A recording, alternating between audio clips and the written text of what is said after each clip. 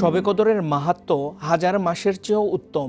রমজানের শেষ দশকের বেজোর রাতগুলো আমাদের সামনে সেই মহান সুযোগ নিয়ে আসে, যখন এক রাতের ইবাদতে মুছে যেতে পারে বান্দার সারা জীবনের পাপ।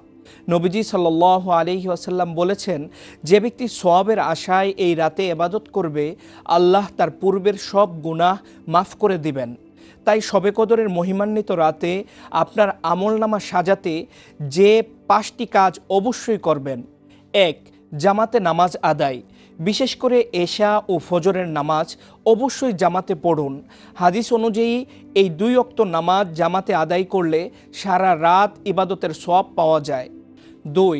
নির্জন ইবাদতে আত্মনিয়োগ, এটি নিজের রবের সাথে কথা বলার রাত। নফল নামাজ, কোরআন তেলাওয়াত আর জিকিরের মাধ্যমে রাতটিকে জীবিত রাখুন।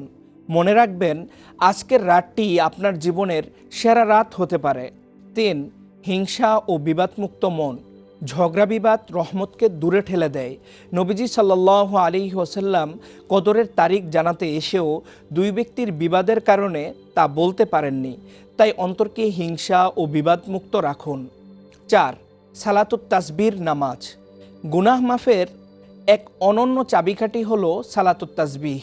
প্রত্যেক মুসলমানকে জীবনে একবার হলেও এই 4 রাকাত নামাজ পড়ার নির্দেশ দিয়েছেন নবীজি সাল্লাল্লাহু আলাইহি ওয়াসাল্লাম। এটি আপনার আমলনামাকে সওয়াবে পরিপূর্ণ করে দিবে। 5. আয়েশা রাদিয়াল্লাহু তাআলা আনহার প্রিয় দোয়া। হযরত আয়েশা রাদিয়াল্লাহু তাআলা আনহা বর্ণনা করেন, একবার আমি রাসূলুল্লাহ সাল্লাল্লাহু আলাইহি ওয়াসাল্লামকে জিজ্ঞাসা করলাম, হে আল্লাহর রাসূল সাল্লাল্লাহু আলাইহি ওয়াসাল্লাম, আপনি বলে দিন, আমি যদি লাইলাতুল কদর কোন রাতে হবে তা জানতে পারি, তাতে আমি কি দোয়া পড়ব? রাসূল সাল্লাল্লাহু আলাইহি ওয়াসাল্লাম বললেন, তুমি বলবে, আল্লাহুম্মা ইন্নাকা আফুউন কারীম তুহিব্বুল আফওয়া ফাআফু আন্নী। অর্থ, হে আল্লাহ, আপনি ক্ষমাশীল, ক্ষমা করতে ভালোবাসেন, অতএব আমাকে ক্ষমা করুন। মহান আল্লাহ আমাদেরকে বেশি বেশি এই আমলগুলো করার তৌফিক দান করুন। আমিন।